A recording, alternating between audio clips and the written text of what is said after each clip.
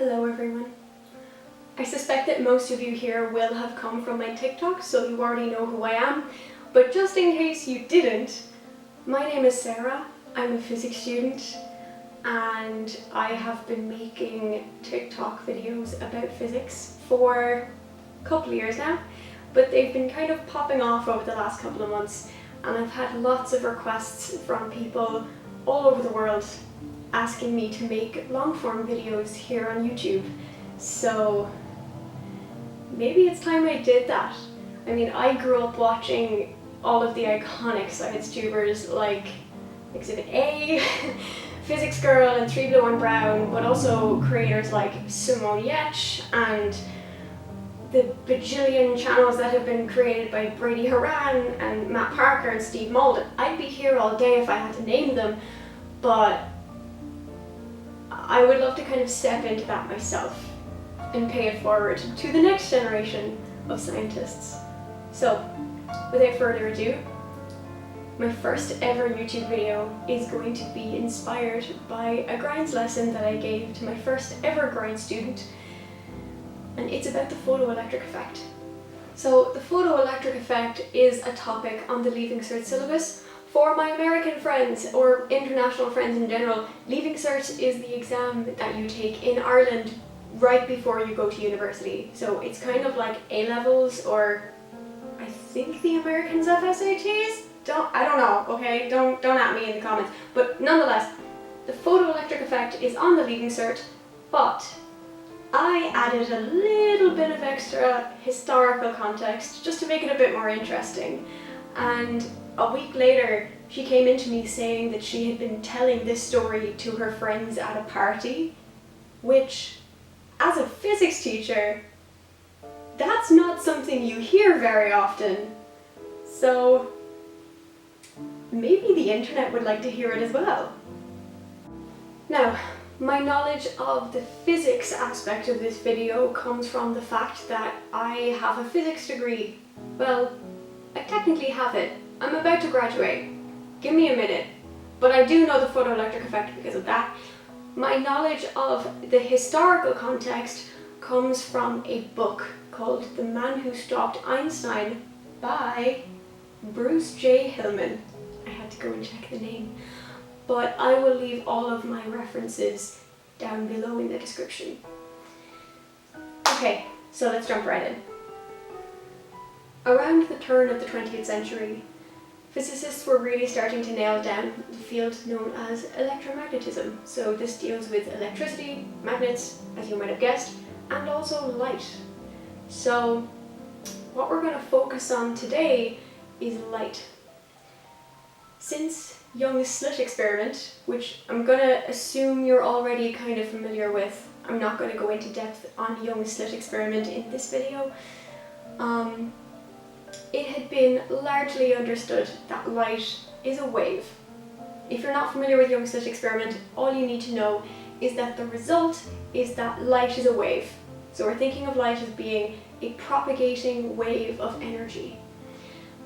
However, there were a few observations around the turn of the 20th century that called this view into question. Imagine doing an experiment where this is your setup. So, you have a sheet of metal and you have it connected to a galvanometer, which is a device for measuring current.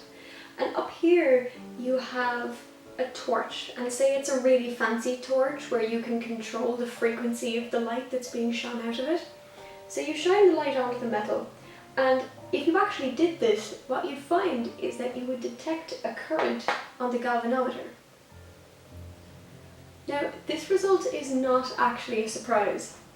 If you think about light being a form of energy, well then, if you shine light onto a metal, the electrons that are on the outer valence shell of the metal, of the atoms of the metal rather, will gain kinetic energy from that light energy, and they will start to move. And what's moving electrons? A current. So that's why we're detecting a current here. But there are certain aspects of this experiment that did turn out to be very surprising. In 1902, a German-Hungarian physicist named Philipp Lenard published a paper that I can't read because it's in German. However, a bunch of people have translated it and I've read those. So what Lenard did is he basically did this exact experiment where he altered the frequency and the intensity of light that was being shone onto the metal. And he found 3 interesting things. Number 1, when light is shone onto the metal, there might be a current.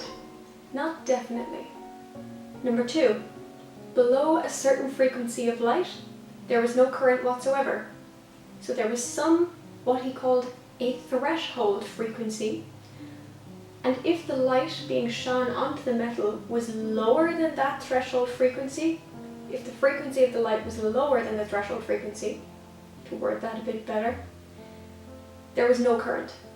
It didn't matter how intense the light was, it didn't matter how bright the light was, if it was below the threshold frequency, no current. Ever.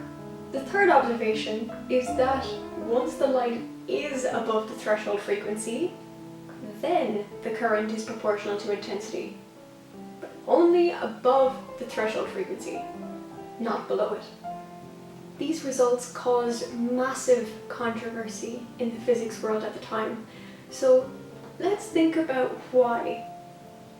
To understand why this was so controversial, let's think about how metals work on a subatomic and atomic level. So here I have a very bad drawing of a copper atom.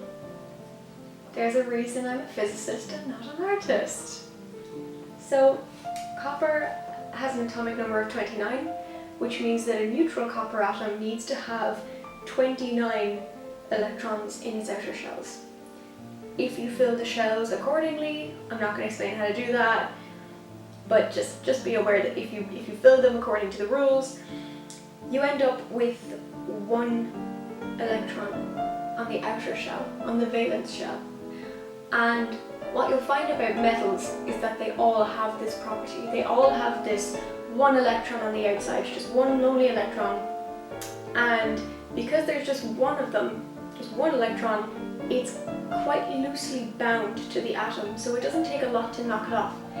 And that's what makes metals good conductors. That's why they can carry electricity so well, because you can just get this moving, you can just give that extra electron. It's not an extra electron, it's the outermost electron, but you know what I'm talking about. You can give it a little push, and it's really easy to get it moving. And bear in mind that if you have a lump of metal, you don't just have 1 of these, you have loads of these all together, all in succession. And what you can do is you can just give them a little poof, and the electrons in each atom will just, you know, this one flows here, but the one from here flows in there, and you can kind of picture what's happening. There's like a stream, one might call it a current. You see where I'm going with this? So you'd imagine that if light was energy, it makes sense that if you shine light onto the metal, this extra electron is going to get energy and it's going to start moving. Fine. But if you're thinking of light as a wave, there's no obvious reason why there should be a threshold frequency. I mean, it makes sense that if the frequency of the light was higher, there would be more energy. So maybe the current would move faster. But it's not obvious why there should be a minimum, a strict minimum. It took a little bit of extra time to figure out what was going on there. There was another physicist named Max Planck who was working on an entirely unrelated problem. He was looking into something called black-body radiation, which isn't too important for this video, but it was another instance where the current model of light as physics was viewing it at the time wasn't working. He was looking at the way things emitted and absorbed radiation, so light, basically. And he just couldn't get his observations to agree with the theory. So he realized that as a little mathematical trick, and at the time he didn't think that there was anything really physical to it, but he thought that if he viewed light not as this continuous stream of energy, but as these little packets, maybe quanta of energy, he was able to much more accurately model what he was seeing in experiment. And that's how he developed what's now called Planck's law, which I've written out here. So we already understand light as a wave since Young's slit experiment.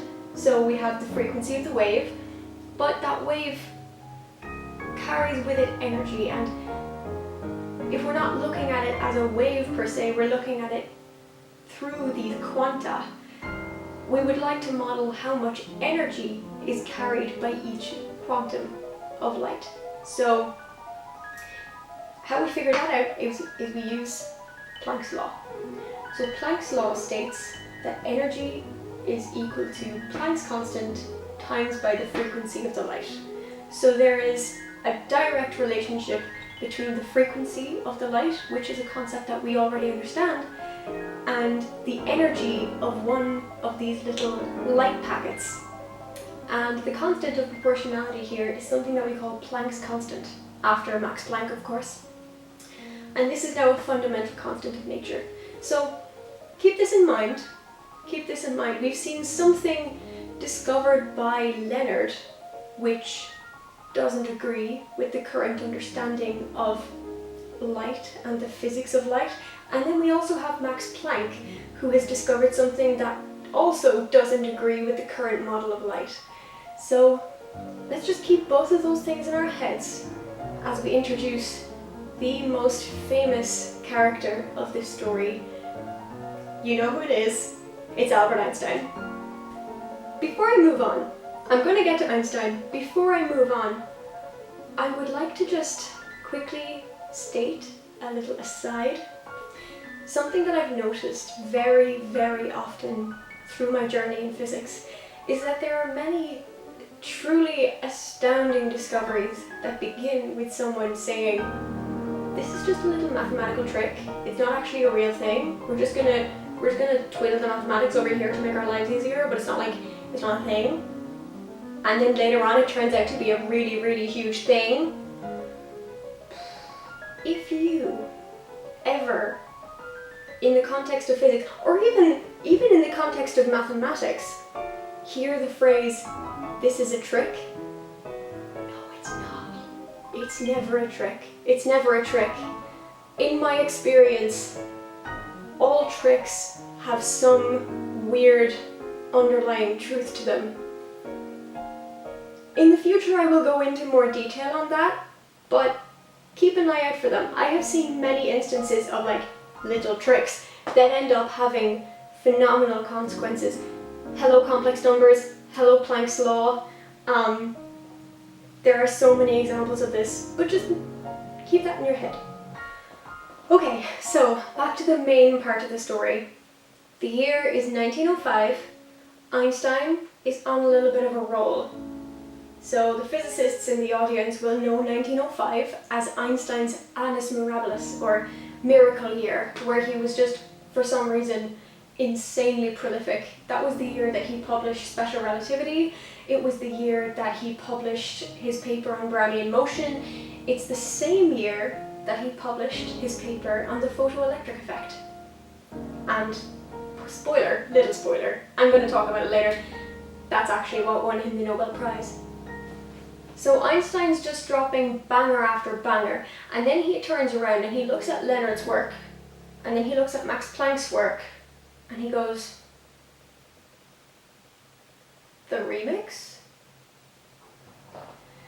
It dawns on him that if you take Max Planck's view of light as being these little packety things, if you have a single light packet that's coming in, hitting the electron on the outer valence shell, as we saw earlier, little light packet coming in, and its energy is proportional to its frequency, well, it kind of makes sense that there's going to be some minimum allowed energy that's going to knock off the electron, isn't there? Because if it's too small, it's not going to do anything.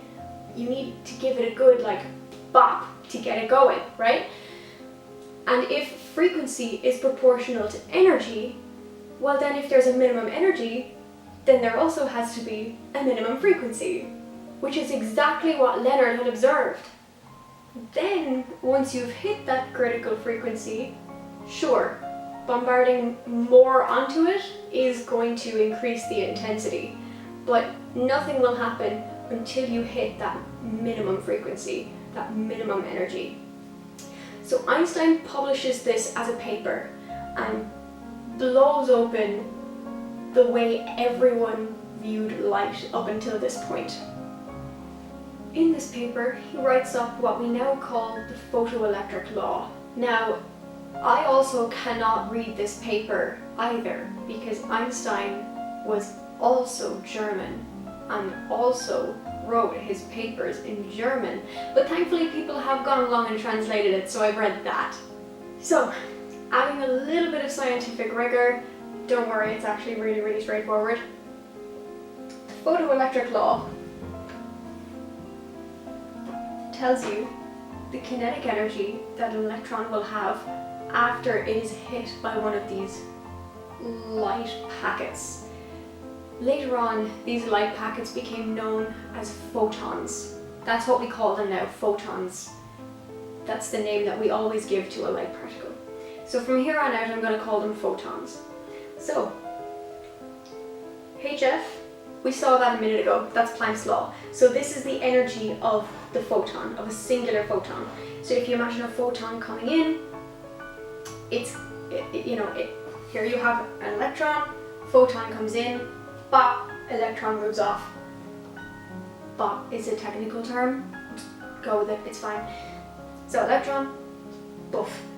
Now, that energy gets absorbed by the electron, so there's a minimum amount of energy that the electron needs in order to move off in the first place.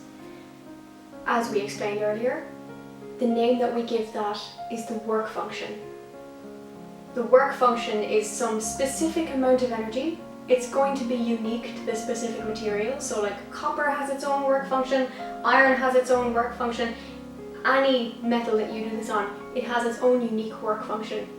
And that's just the minimum energy that a single photon will need to have in order to get the electrons moving.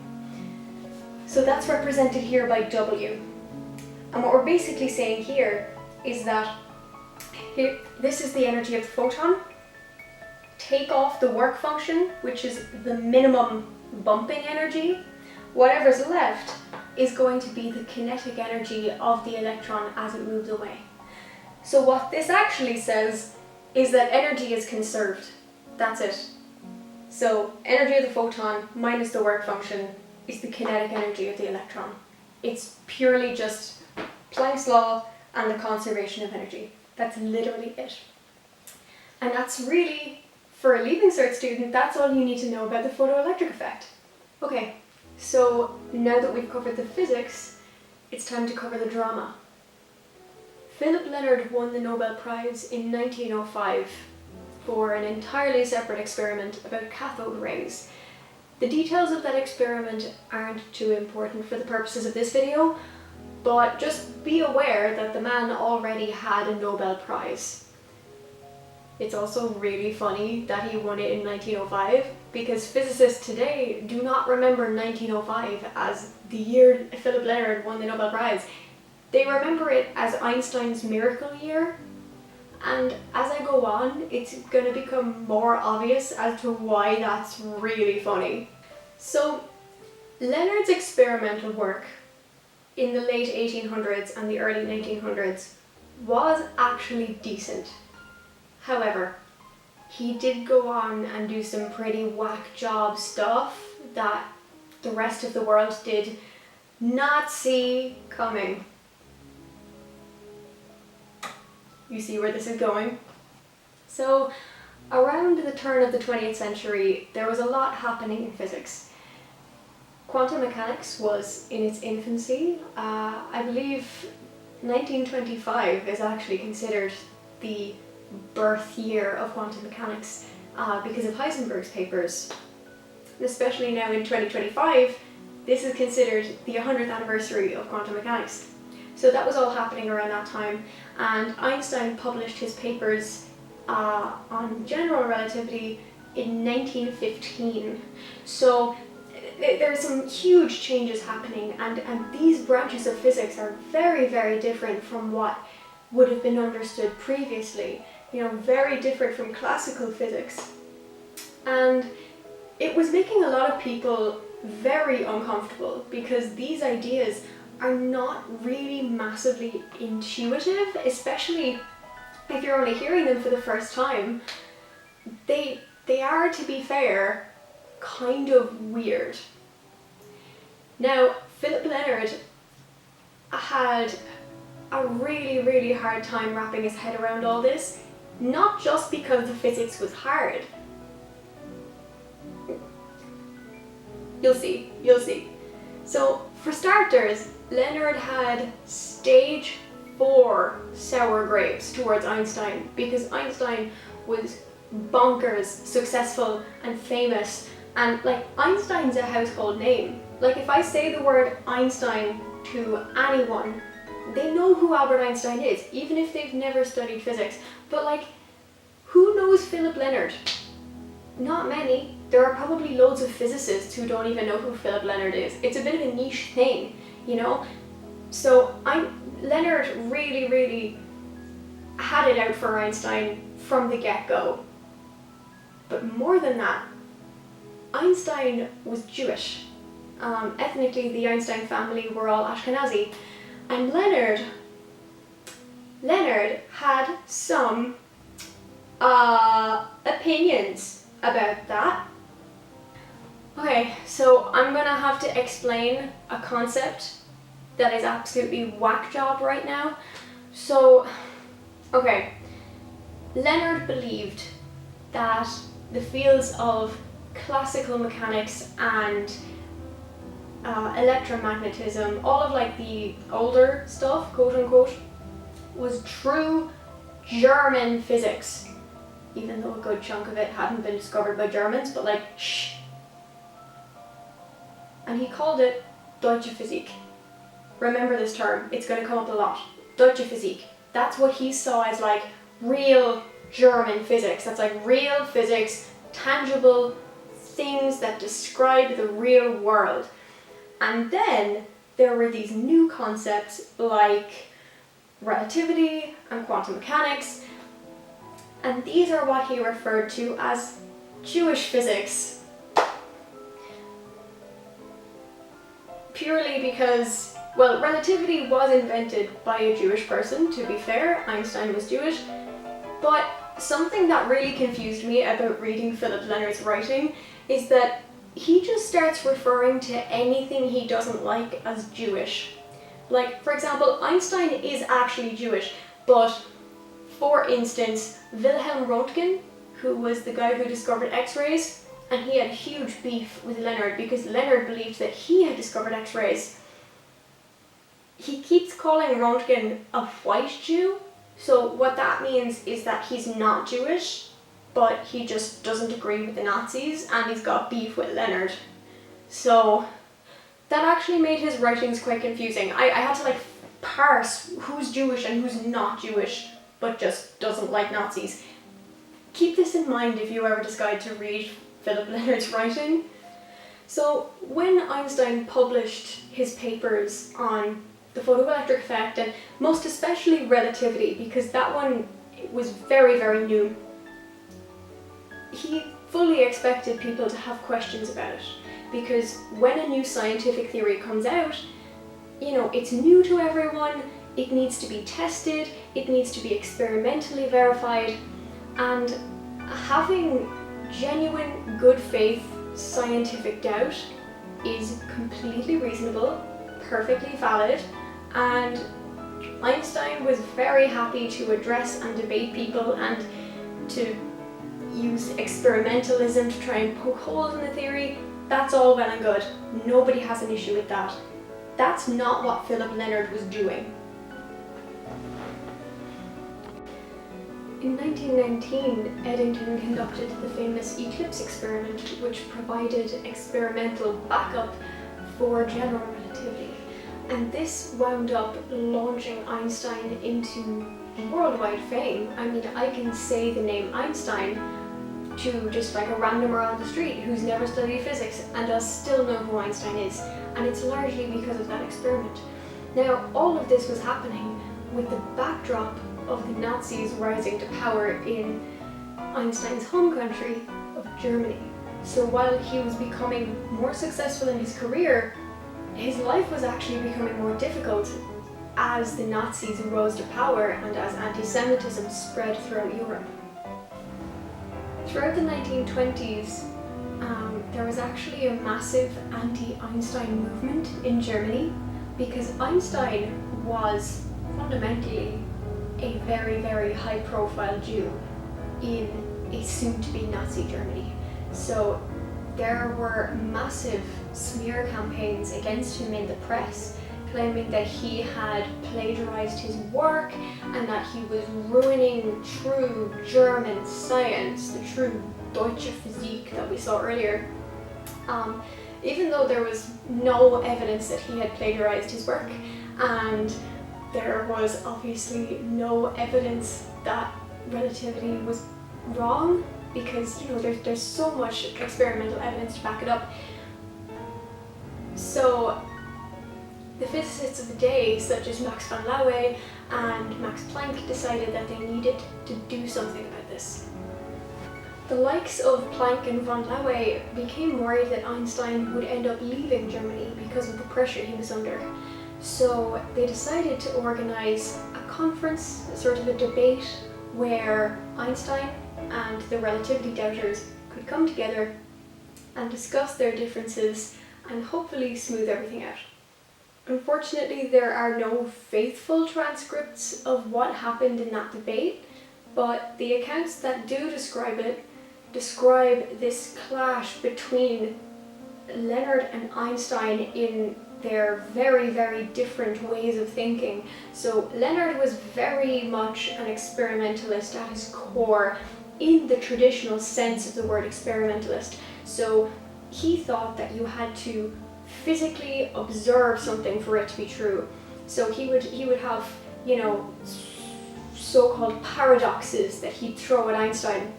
And Einstein's response to this would be, oh no, but the differential equations actually that govern this scenario allow perfectly for it.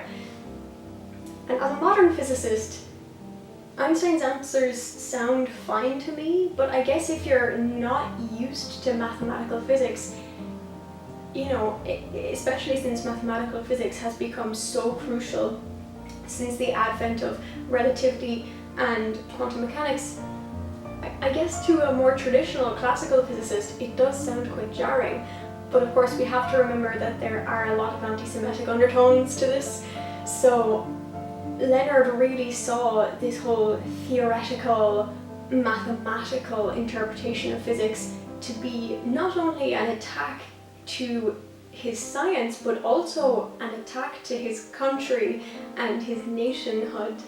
So the reports that come out of the two after the debate is that they were both completely distraught. I think the word that was used was actually distraught in the report. Einstein had to go out for a walk. He was so upset afterwards. Apparently they were both very, very much affected by it. Einstein was definitely thinking about leaving Berlin at this point, but in his writings he seems to express a kind of a loyalty to all of his friends and his supporters who still live in Germany, and he felt a need to stay to uphold them and to uphold what was left of German science. And he didn't want to run from anti-intellectualism and Nazism. He wanted to stay and kind of fight against it and stand against all of what was going on. But things were getting progressively harder and harder for him, and Lenard, quite frankly, was making it worse. 1 year after the Bad Nauheim debate, Einstein won his Nobel Prize for the photoelectric effect. So this was in 1921, and Lenard just spiraled into all these weird right-wing conspiracy theorists, and he became a very outspoken advocate for racial purity in science and the fact that only true Aryans should be the ones practicing science, and that, you know, Jews will make science unpure. And I can't even begin to explain it because it just doesn't make sense to me, but this is what he was writing about, and this is what he was talking about at the time.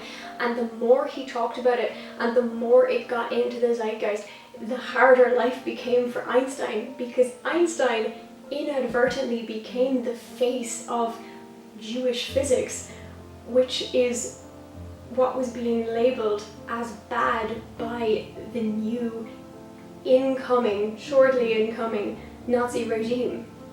In 1932, Einstein accepted a temporary position at Caltech, which is obviously in the USA.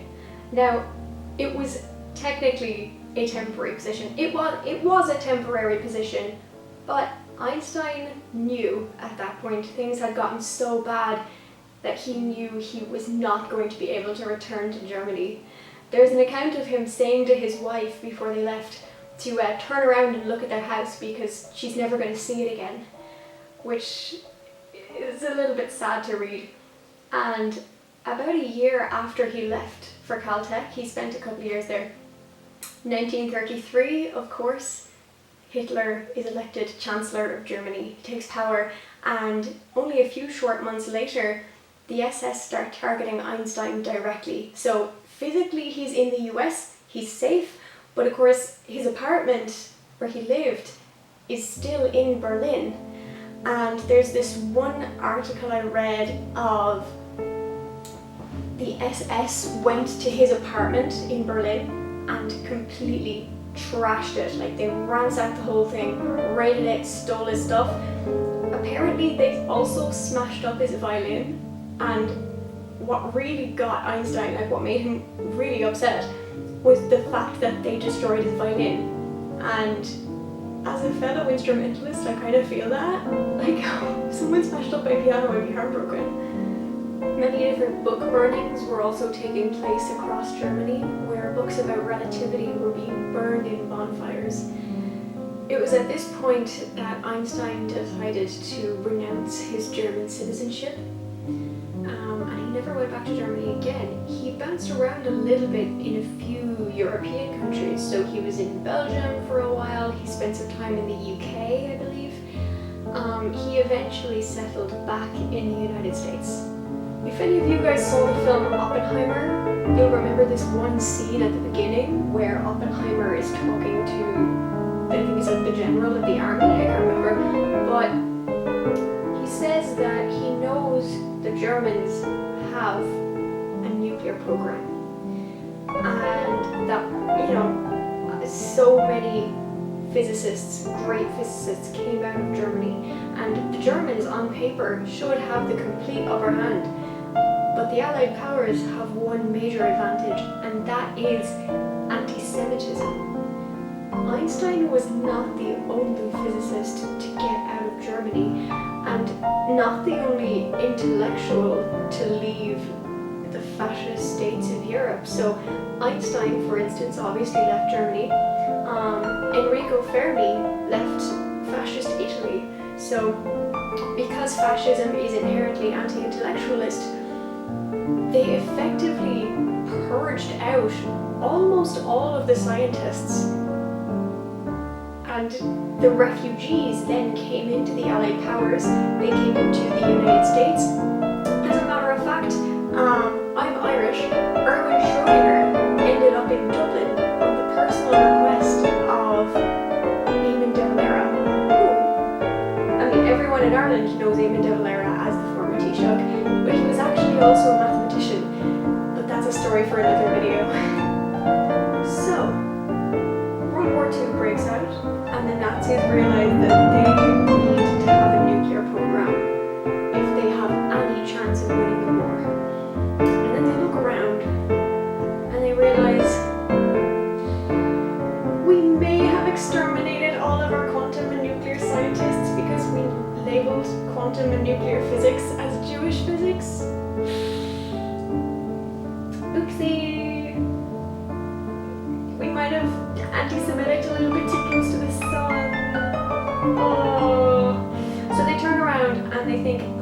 have left. They realized that they only have one quantum expert left. For those of you who know the name Werner Heisenberg, he was a young-ish man at this point, but he had already become a household name. Maybe not household name yet, but to a physicist he really feels like a household name, I'm gonna be honest, his name's everywhere. For the development of quantum mechanics. Think Heisenberg uncertainty principle. And he, throughout all this, actually remained living in Germany. He was trying to reconcile quantum mechanics with Deutsche Physik and convince the Deutsche Physik hardliners like Lenard, and there's another guy called Johannes Stark, who a lot of people will know from the Stark effect. That guy, he was also a Deutsche Physik guy. He was trying to kind of reconcile them with quantum, and they were like, no, you're a white Jew, wah wah wah, because it's kind of hard to reason with Nazis, to be fair. And Lenard and Stark started hardcore harassing Heisenberg, calling him a white Jew again, and they were really, really horrible to him. It turns out, this is quite funny, it says this in the book, I really hope I'm remembering this correctly, Heisenberg's mother had some kind of a tie to the Nazi regime, and she rang up people who were involved in propaganda and media in the Nazi regime to ask them to stop being so mean to Heisenberg. Heisenberg literally told his mommy that the Nazis were being mean to him and they need to stop, and his mom was like, can you stop being mean to my little boy, please? I find that quite funny. That's good. So the Nazis end up making a deal with Heisenberg. They'll stop being mean to him if he works their nuclear program. So he agrees to it and goes along. Now the thing about this is that the Nazis had to turn to Lenard and be like, my guy, we really need you to shut up because you're going too far to the right. And that's like, the Nazis telling you that you've gone too far to the right is really an achievement. That's how do you even do that? You'd have to put conscious effort into it, but Lenard pulled it off, and they basically told him to shut up. And they didn't even manage to make nuclear weapons in time anyway, so it didn't even matter. And of course we all know how the story ends anyway. The nukes were developed by the Allied powers. Einstein is now a household name. He passed away being remembered as basically the face of physics. And Lenard died bitter and disgraced. Alright, this is my first ever YouTube video. I don't really know how to close it out. Like and subscribe? I don't know how this works and I'm not going to pretend I do.